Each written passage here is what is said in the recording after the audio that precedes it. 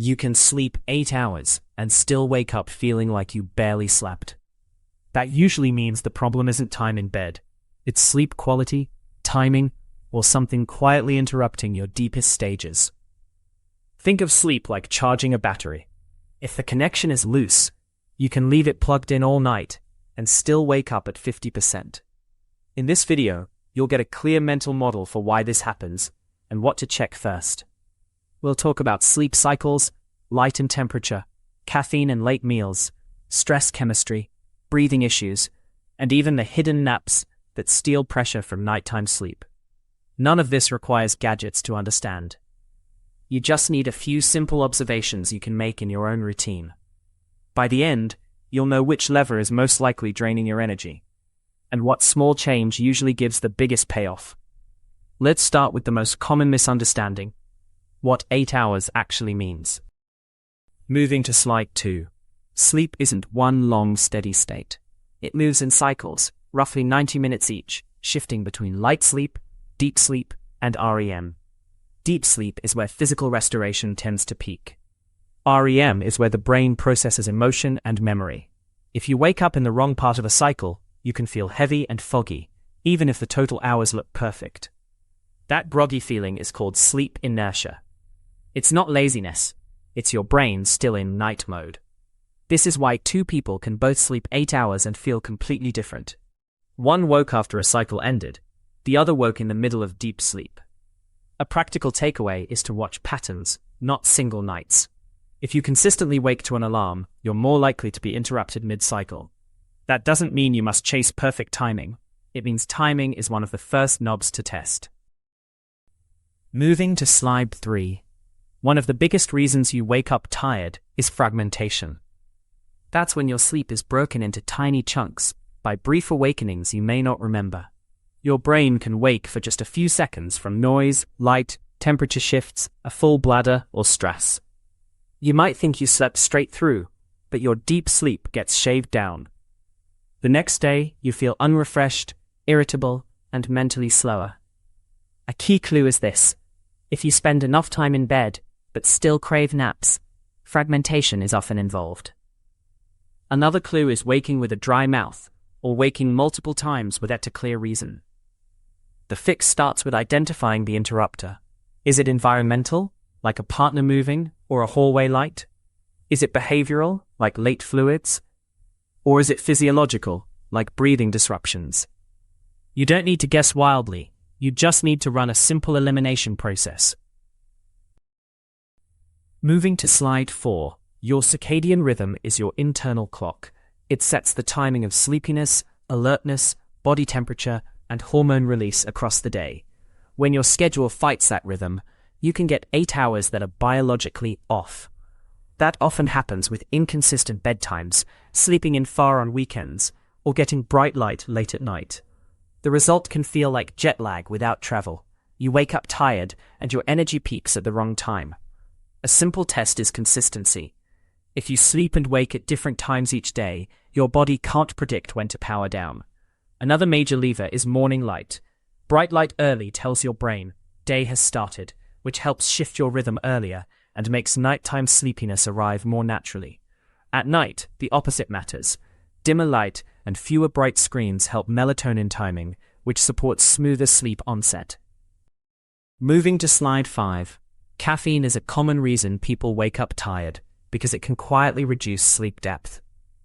It works by blocking adenosine, the chemical that builds sleep pressure during the day. The tricky part is timing. Caffeine can linger for hours, and sensitivity varies a lot. So you might fall asleep fine, but spend less time in deep sleep, or wake more often. The next morning, you feel like you need even more caffeine, and the cycle repeats. Another subtle issue is caffeine masking. If you're tired all day and use caffeine to push through, you can miss the signal that your sleep isn't restorative. A useful approach is to treat caffeine like a lever you can test.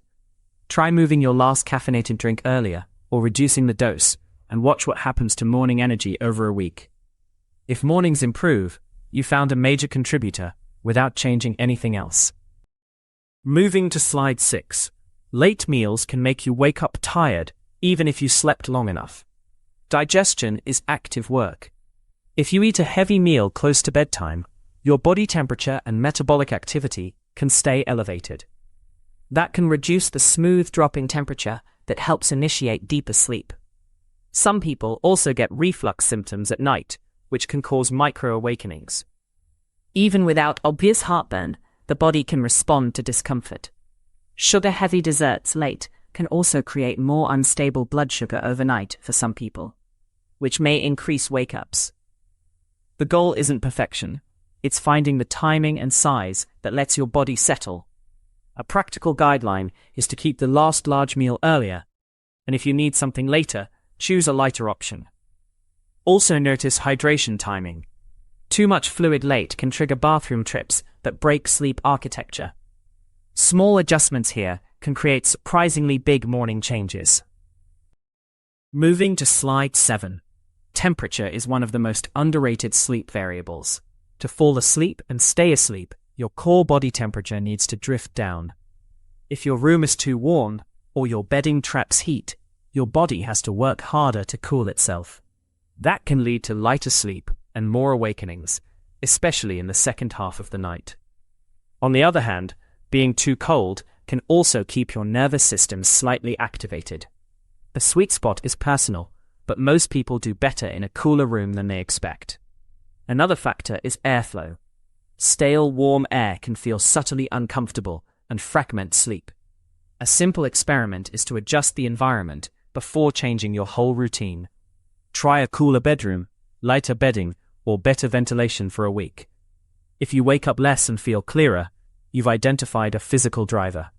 It's not glamorous, but it's one of the highest return fixes. Moving to slide 8. Light is a powerful signal to your brain, even when your eyes are closed.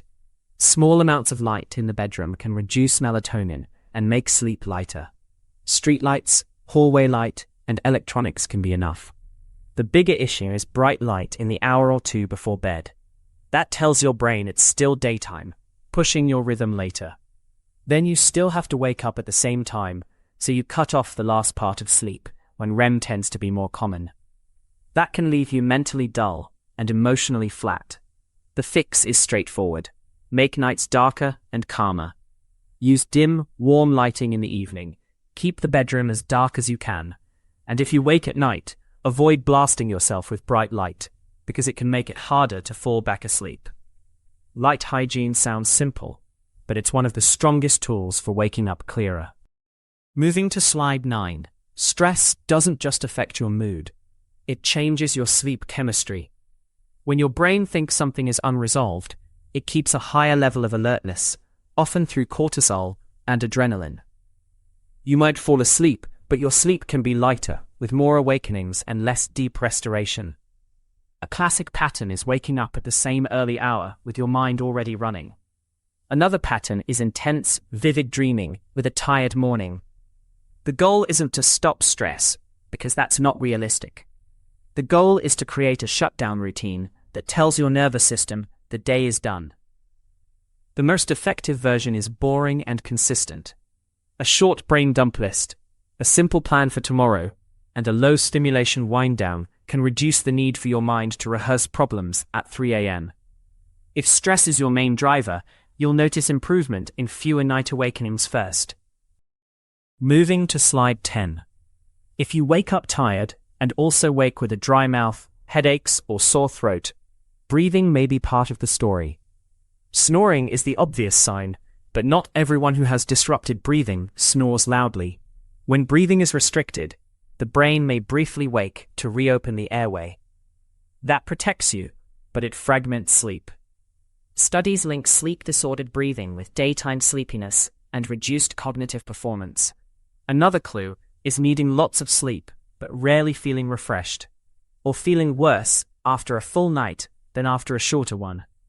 If these patterns fit, it's worth discussing with a qualified clinician, because evaluation can be important. Meanwhile, you can still improve basics that support easier breathing, like reducing bedroom allergens, keeping the room cooler, and avoiding heavy late meals that increase reflux. The key point is simple. You can't recover if your sleep is repeatedly interrupted by your own airway. Moving to slide 11. Another reason you wake up tired is that your sleep drive never gets high enough. Sleep drive is like hunger.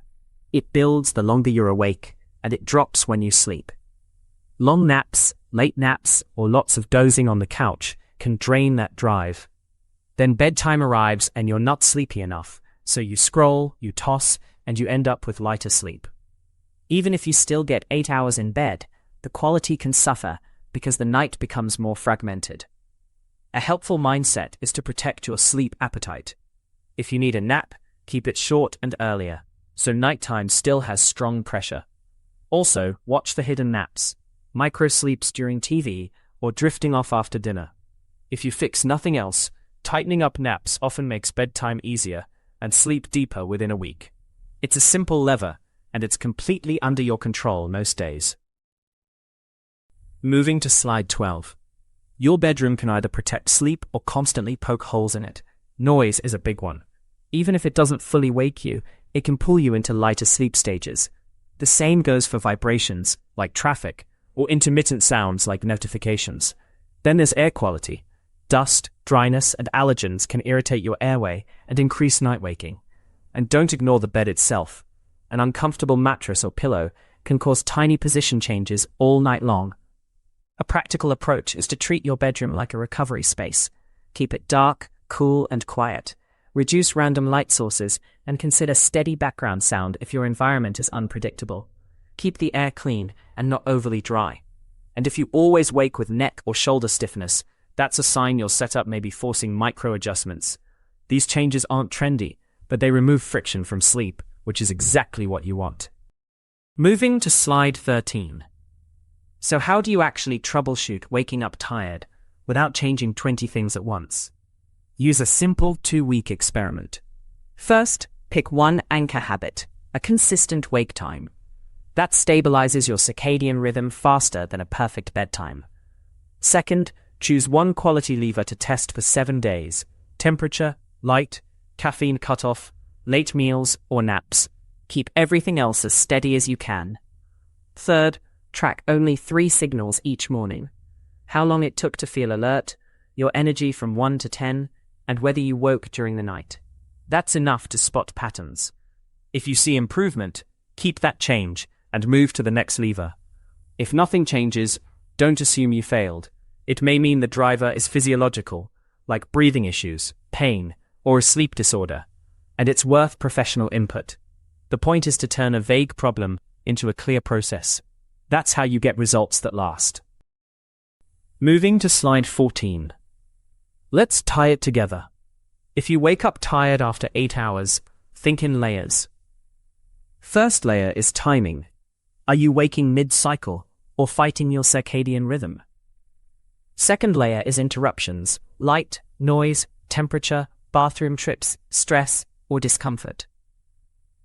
Third layer is chemistry: caffeine, late meals, and a nervous system that never fully powers down.